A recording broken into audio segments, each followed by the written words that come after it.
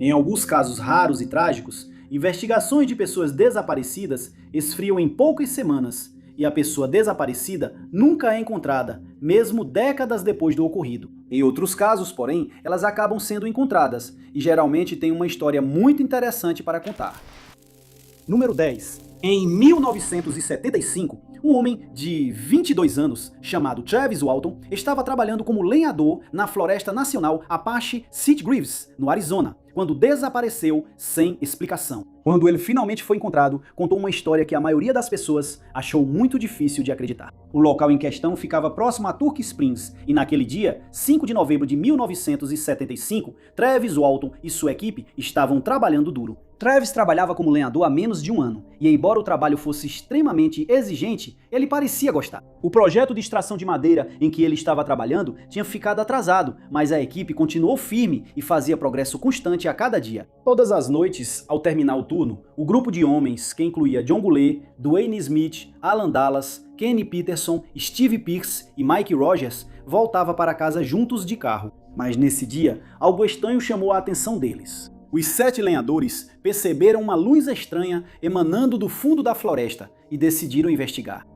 Quando se aproximaram da área, viram um objeto em forma de disco que aparentemente havia caído no chão. Eles se lembram de ter visto um feixe de luz saindo do objeto, e a maioria ficou tão surpresa que não teve coragem de se aproximar mais. Todos, exceto Travis, que não conseguiu conter sua curiosidade e se aproximou do elemento, apesar dos avisos de seus colegas de trabalho. Eles relataram que um feixe de luz saiu do objeto, atingiu Travis no peito e o levantou do chão antes de jogá-lo de volta com força. Isso aterrorizou os outros 6 homens, que imediatamente fugiram, mas prometeram voltar para verificar como Travis estava. Eles esperaram um tempo para ver o que aconteceria, e quando tudo parecia calmo, voltaram ao local. Mas ficaram consternados ao descobrir que Travis não estava mais lá, e correram para a cidade para registrar um boletim de desaparecimento. Enquanto eles contavam sua história para a polícia, os investigadores estavam compreensivelmente céticos. Mas logo começaram a suspeitar que o grupo de lenhadores havia inventado uma história para encobrir o fato de que eles tinham tirado a vida de Travis no meio daquela floresta. Todos concordaram em fazer testes de polígrafo, e todos passaram. Pelos próximos 5 dias, eles continuaram insistindo que Travis ainda poderia estar em algum lugar na floresta, mas a polícia continuava desconfiada. Mas, no dia 10 de novembro, tudo isso mudou. A família de Travis informou às autoridades que ele havia entrado em contato com eles de uma cabine telefônica em Heber e que ele havia corroborado a história dos homens. Ele acrescentou que havia sido abduzido por criaturas estranhas e que tinha sido levado para um sistema solar diferente,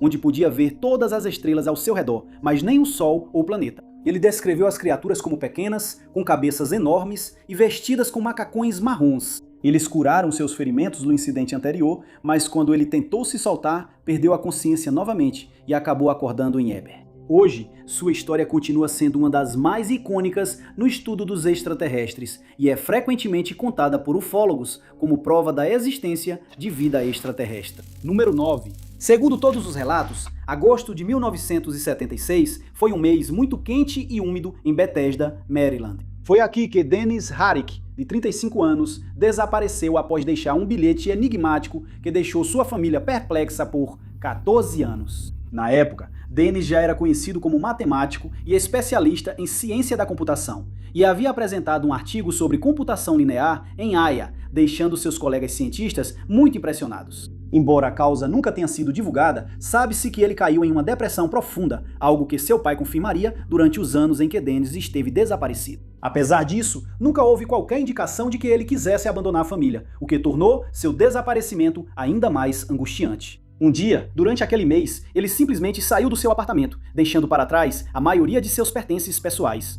Quando ele não entrou em contato com nenhum de seus amigos ou familiares, eles relataram seu desaparecimento e a polícia de Maryland iniciou uma investigação. Quando o apartamento de Dennis foi revistado, eles encontraram sua carteira, carro, documentos pessoais e outros pertences deixados para trás, junto com um bilhete preocupante que eles tiveram dificuldade para entender. Dizia que ele decidiu fazer, abre aspas, o tipo de viagem da qual você nunca volta. Dado o seu conhecido histórico de luta contra a depressão, isso causou muita angústia à família, já que eles não faziam ideia das intenções dele. Com o tempo, dias viraram semanas, depois meses e anos. Durante todo esse período, o irmão dele continuou esperançoso de que Dennis ainda estivesse vivo. Mas, por fim, os tribunais decidiram declará-lo legalmente falecido. Só 14 anos depois é que o mistério foi finalmente resolvido. Sua família seria informada de que Demis havia mudado seu nome para Leonard Cohen e estava morando em San Marcos, Califórnia, onde havia começado uma nova vida com uma nova família que não fazia ideia de que ele era uma pessoa desaparecida. Ele também não contou a essa família sobre seu passado e sua esposa teve que aceitar o fato de que Leonard era, na verdade, Dennis, um homem com um passado ao qual ela nunca teve acesso e que ele era 7 anos mais velho do que dizia ser.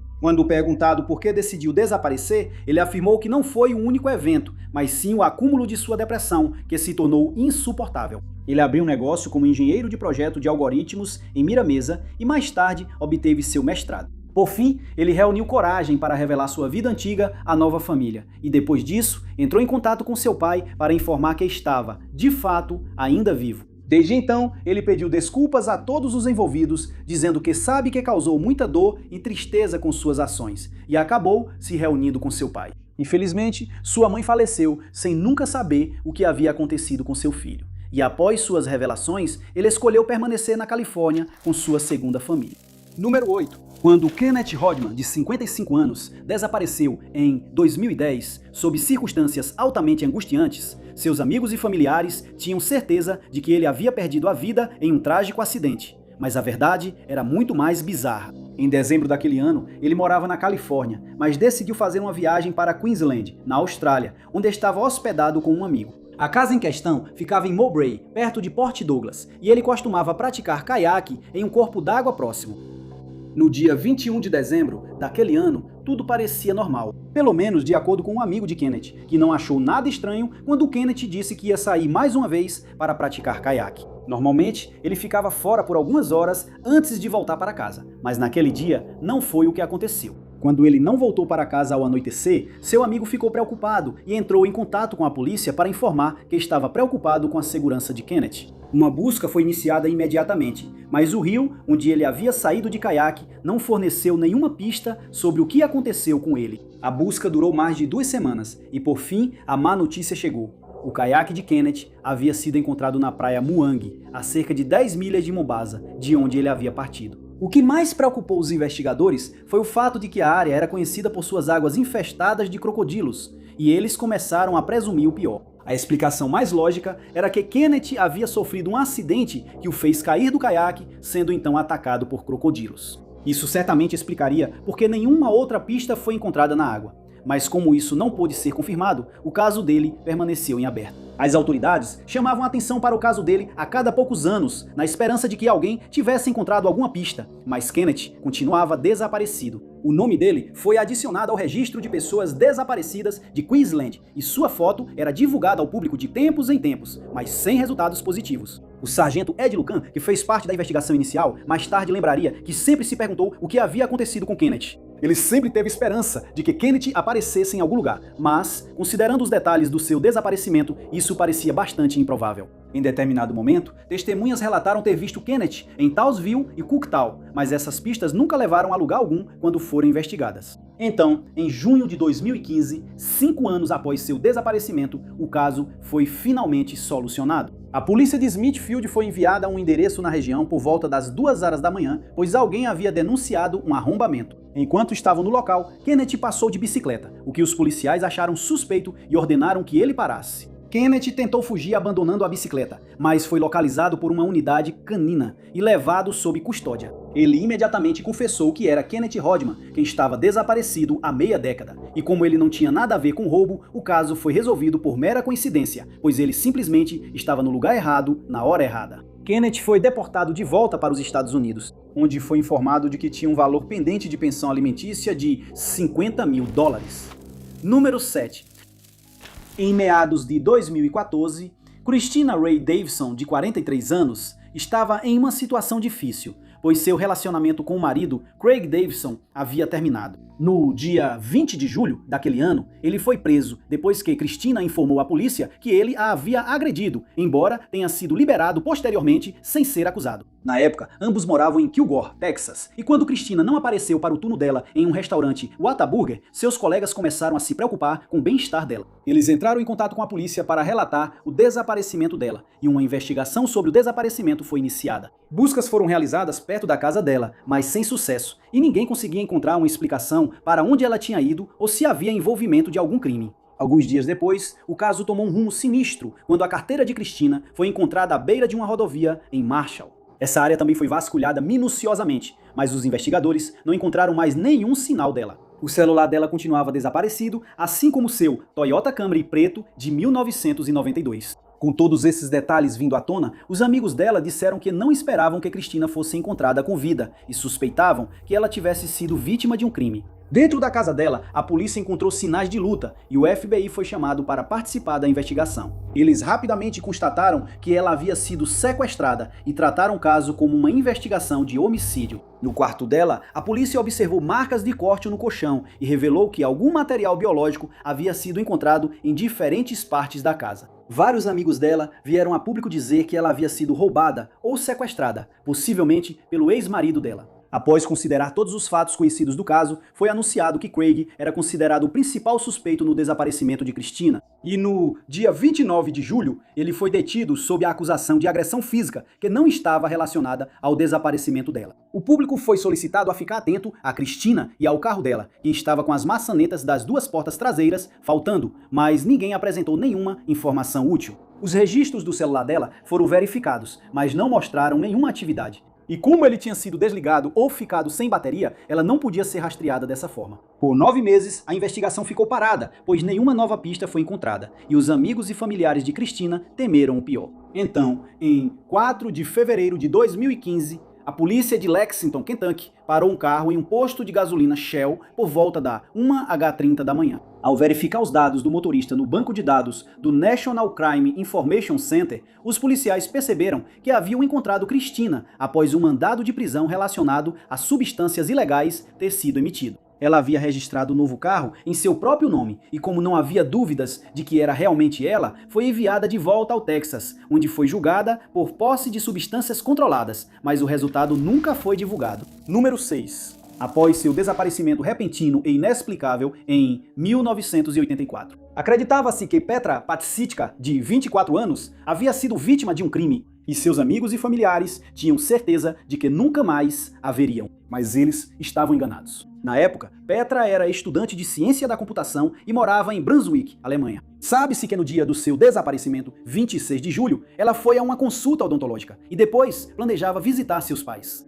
Ela embarcou em um ônibus para Wolfsburg por volta das 15 horas daquela tarde, e era esperado que chegasse cerca de 40 minutos depois. Mas naquela noite, ela não havia chegado à casa dos pais e não entrou em contato para cancelar a visita. Mais tarde, veio à tona que Petra havia sacado dinheiro de sua conta bancária naquele dia e depois pediu ao vizinho para cuidar de seu passarinho de estimação. Quando seus pais não conseguiram encontrá-la ou entrar em contato com ela, eles registraram o desaparecimento dela e um grande esforço de busca foi organizado. O caso foi destaque em um famoso programa policial alemão, na esperança de que alguém reconhecesse Petra e trouxesse novas informações, e que ela finalmente fosse trazida de volta para casa. Várias buscas em grande escala também foram realizadas, mas apesar disso, nenhuma outra pista foi encontrada, e parecia que Petra simplesmente havia desaparecido sem deixar vestígios. A família e os amigos dela não faziam ideia do que havia acontecido, e 3 anos depois, receberam uma notícia que os deixou devastados. Em 1985, um homem chamado Gunter K. foi condenado por tirar a vida de uma vítima do sexo feminino. O crime havia sido cometido na mesma área onde Petra foi vista pela última vez. E quando ele foi questionado sobre o caso dela em 1987, confessou que também havia tirado a vida dela. Mas ele não conseguiu dizer à polícia onde Petra poderia ser encontrada, e assim o caso dela nunca foi solucionado. Sem novas pistas ou informações recebidas, presumiu-se que ela realmente havia perdido a vida, e em 1989 ela foi declarada legalmente falecida. O caso foi encerrado e, por todos os relatos, presumiu-se que Petra havia se envolvido em algum problema em determinado momento e que havia perdido a vida devido a um crime. Parecia que o caso dela permaneceria sem solução para sempre, mas, em 2015, tomou um rumo totalmente inesperado. Em setembro daquele ano, a polícia de Düsseldorf recebeu relatos de uma invasão. Quando chegaram ao local, foram recebidos por uma mulher que se identificou apenas como Sra. Schneider, e ela foi solicitada a apresentar sua identificação. A mulher então admitiu que seu nome era, na verdade, Petra Patsitka, e que ela havia sido alvo de uma investigação por desaparecimento desde meados dos 80. Ela agora tinha 55 anos e vinha morando em diferentes cidades por toda a Alemanha há 30 anos. Ela nunca abriu uma nova conta bancária, usava apenas dinheiro em espécie e se sustentava através do que descreveu como trabalho ilícito. Quando perguntada por que nunca entrou em contato com a família, ela apenas afirmou que questões familiares não foram a causa de seu desaparecimento deliberado, mas acrescentou que não tinha interesse em se reunir com seus entes queridos. Número 5. Quando ela foi encontrada viva após uma provação angustiante, durante a qual se perdeu na floresta, Lisa Teres, de 25 anos, disse à mídia que estava agradecida e se sentia sortuda por estar viva depois de confiar sua vida à pessoa errada. Lisa é do Alabama e é legalmente cega, o que torna sua história ainda mais notável. Em 2017, ela estava estudando radiologia e seu futuro parecia promissor. Mas, um dia, sua vida tomou um rumo inesperado. Ela estava passando um tempo com 2 homens no condado de Bullock, e o trio decidiu ir para a floresta por um tempo. Enquanto estavam lá, os 2 homens decidiram invadir uma cabana de caça na região, mas Lisa não queria participar disso. A única coisa que ela podia fazer era se afastar dos 2 homens e da cena do crime. Então, sua única opção foi correr para a escuridão da floresta, mas acabou se perdendo e não conseguiu encontrar o caminho de volta para a civilização. Quando ela não voltou para casa naquela noite, sua família imediatamente soube que algo estava errado e registrou um boletim de desaparecimento, incluindo o fato de que Lisa era legalmente cega, o que a colocava em sério risco. Os 2 homens aparentemente a abandonaram na floresta sem nunca procurá-la, e ela mais tarde afirmaria que claramente confiou sua vida às pessoas erradas. Enquanto estava na mata, ela continuou procurando por uma casa ou por alguém caminhando na área, mas seus esforços foram em vão. Logo, dias se passaram e Lisa não estava mais perto de encontrar o caminho de casa. Ela estava com fome, com sede e à mercê dos elementos. Então, sabia que precisava fazer tudo o que pudesse para sobreviver até ser encontrada. Ela começou a procurar por frutas silvestres e cogumelos que lhe forneceram um pouco de nutrição. Ela tropeçava em poças de água lamacenta que traziam algum alívio para sua sede, mas também sabia que logo começaria a sofrer de desidratação. Em alguns momentos, ela começou a desistir, mas lembrar dos amigos e da família que estavam em casa a mantiveram seguindo em frente. Ela não suportava a ideia de nunca mais estar com eles, então continuou procurando por ajuda. Em determinado momento, ela encontrou uma raiz grande que usou como bengala, mas, sendo deficiente visual, seria difícil enquanto tropeçava por aquela floresta. Então, 28 dias depois de ela ter fugido para a floresta, uma mulher chamada Judy Garner, que estava dirigindo pela rodovia 82, encontrou uma Lisa machucada e cheia de hematomas, que finalmente tinha conseguido chegar até uma estrada. Ela estava gravemente desidratada e à beira da inanição. Mas depois que Judy ligou para o serviço de emergência, Lisa foi levada para um hospital próximo, onde recebeu o tratamento de que precisava. Mais tarde, veio à tona que os 2 homens em questão haviam acusado um ao outro de ter tirado a vida de Lisa, o que os investigadores acharam estranho. Foi então revelado que todos eles haviam usado substâncias ilegais naquele dia, e essa foi a principal causa do desaparecimento de Lisa, pois isso a fez ficar desorientada. Os 2 homens foram presos por arrombamento e com fiança fixada em $250 mil, enquanto Lisa se recuperou completamente.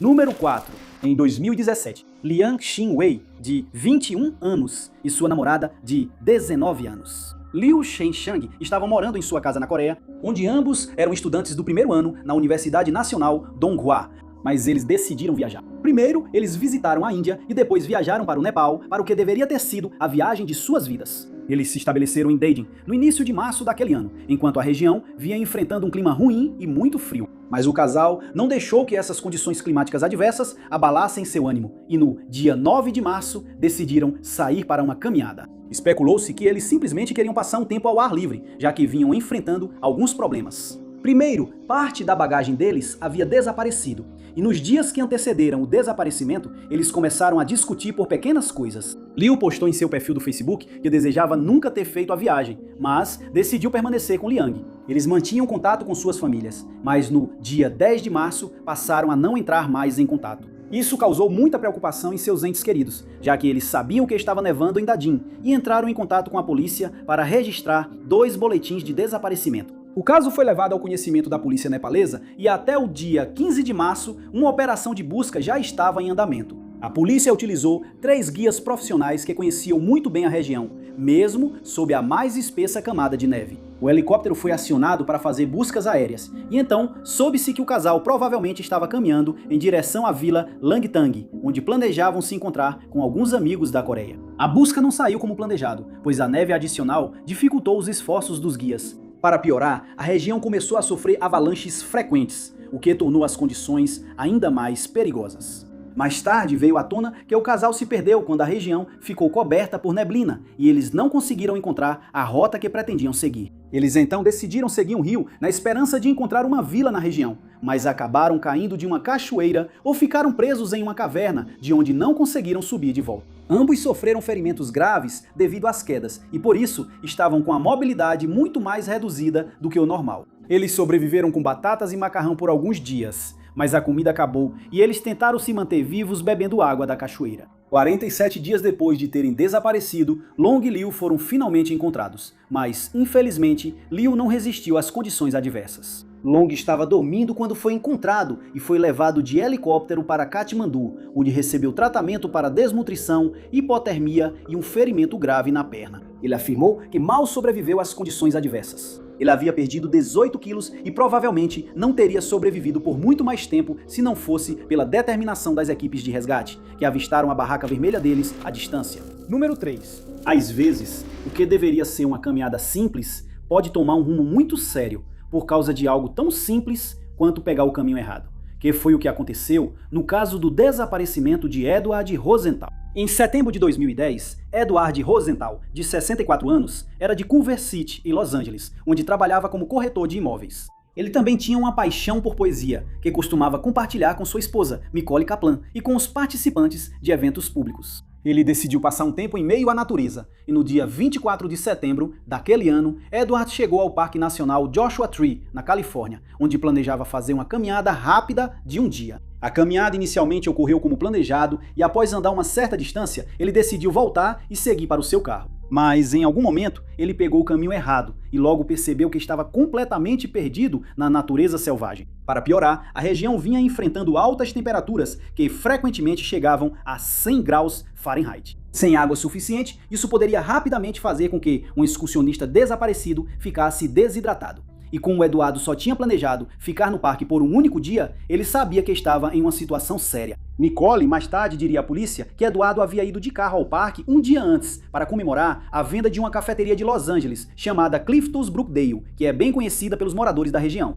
Sabia-se que ele havia partido do acampamento Black Rock, o que foi um fato muito útil quando começaram os esforços de busca. Quando ele não conseguiu entrar em contato com Nicole, ela ficou preocupada e procurou as autoridades. Sem que ninguém soubesse, Eduardo havia entrado na mata na esperança de encontrar outro excursionista ou algum ponto de referência, mas ele caminhou na direção errada e estava apenas se afastando ainda mais da civilização. Felizmente, ele teve a ideia de levar muitos suprimentos, incluindo 4 litros de água, lanches, um apito, sinalizadores e um cobertor térmico. Por mais de um dia, ele tentou encontrar o caminho de volta para o carro e acabou descendo cerca de 600 metros por um desfiladeiro, onde sua comida e água finalmente acabaram. Ele sabia que estava em apuros e que continuar caminhando só o deixaria ainda mais exausto. Então, ele decidiu encontrar um bom lugar onde pudesse se abrigar e esperar que alguém o encontrasse. Ele usou o apito que tinha com ele, mas não adiantou. E quando tentou acender os sinalizadores, ficou desapontado ao perceber que eles não funcionavam. Conformado com seu destino, ele decidiu escrever seu testamento,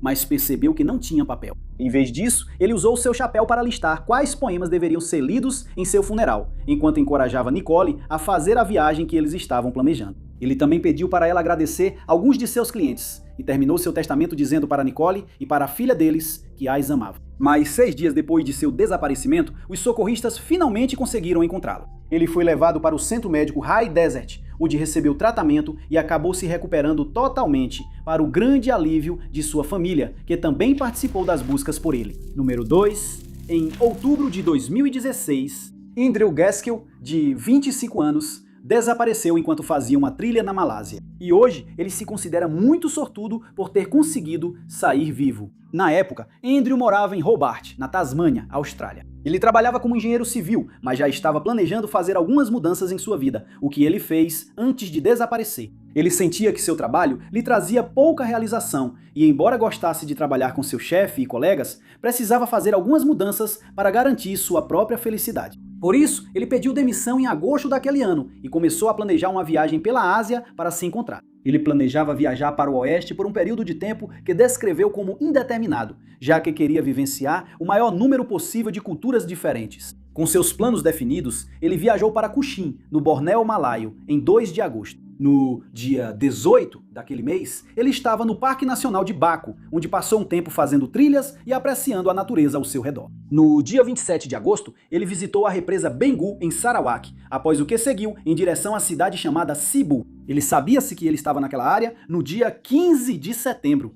E dia 1º de outubro já havia chegado ao Parque Nacional. Depois ele caminhou até o Parque Nacional Nia, chegando lá no dia 9 de outubro e passou 6 dias lá antes de seguir para o Parque Nacional Gunung Malu, onde desapareceria repentinamente. A família dele registrou o desaparecimento e as buscas começaram rapidamente. Mais tarde, seria revelado que ele só havia levado provisões suficientes para um dia, e quando percebeu que estava perdido, Andrew sabia que precisava agir rapidamente. À medida que as horas viravam dias, ele começou a procurar comida, mas nos primeiros 10 dias não encontrou nada. Ele começou a ficar fraco, mas então encontrou algumas frutas silvestres, bananas selvagens e samambaias, que comeu para sobreviver. Ele frequentemente encontrava fontes de água e conseguiu se manter hidratado, apesar de ter muito pouco para comer. Enquanto isso, as equipes de resgate não tiveram sucesso em encontrar André, e sua família começou a se preocupar que ele nunca fosse encontrado. Em determinado momento, ele encontrou uma trilha de caminhada em Hidden Valley, que ele seguiu, e sem que André soubesse, ele estava voltando para Camp One, no parque. Ele havia sofrido uma lesão no pé e tinha sido picado por muitos insetos. Quando ele finalmente foi encontrado, os socorristas notaram que ele estava emagrecido e fraco, e acharam que ele não teria sobrevivido por muito mais tempo sem comida e abrigo adequados. Ele foi transportado de helicóptero para a cidade de Muri, onde recebeu tratamento e acabou se recuperando totalmente. A família dele agradeceu a todos os socorristas envolvidos, afirmando que André provavelmente não teria sobrevivido se eles tivessem desistido das buscas por ele. Número 1.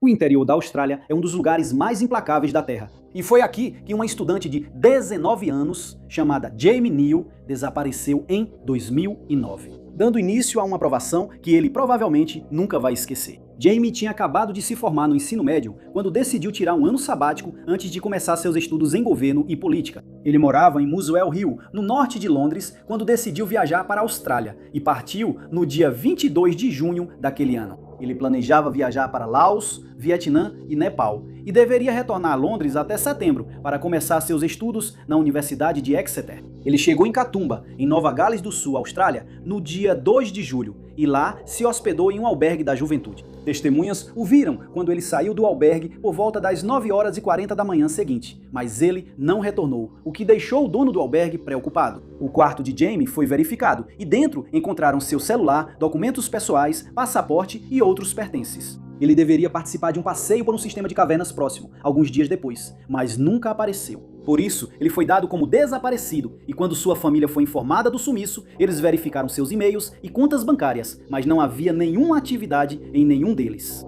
Com o desaparecimento confirmado, as buscas por Jamie começaram rapidamente. A polícia contou com a ajuda de equipes de bombeiros e resgate, além de helicópteros que faziam buscas aéreas. O serviço de parques também participou desses esforços, mas não conseguiram encontrar nenhum sinal dele ou de qualquer um dos itens que ele havia levado consigo. O pai dele, Richard Cass, viajou para a Austrália para ajudar nas buscas e em seguida divulgou uma foto de Jamie carregando uma mochila vinho distinta nas costas. Sabe-se que ele estava com essa mochila quando saiu do albergue juvenil naquele dia, e havia a esperança de que alguém se lembrasse de tê-la visto com Jamie ou em alguma trilha por aí. Enquanto isso, Jamie percebeu que estava enfraquecendo rapidamente após ter ficado perdido na mata por vários dias, e se resignou ao fato de que perderia a vida por causa da fome. Então, começou a fazer preparativos. Ele começou a escrever bilhetes de despedida para sua família e amigos, e eventualmente acabou encontrando orquídeas língua, cujas sementes lhe forneceram algum sustento. Mais tarde, ele se lembraria de como se perdeu. Enquanto rezava por resgate, percebeu que havia cometido um erro ao não se registrar com as autoridades antes de entrar no mato. Ele tinha visto várias placas incentivando o público a fazer isso, mas, como só pretendia caminhar por algumas horas, decidiu não se registrar. 12 dias depois de ter se perdido, Jamie finalmente foi encontrado quando se deparou com uma barraca usada por um grupo de caminhantes na trilha Narrow Neck Fi Trail.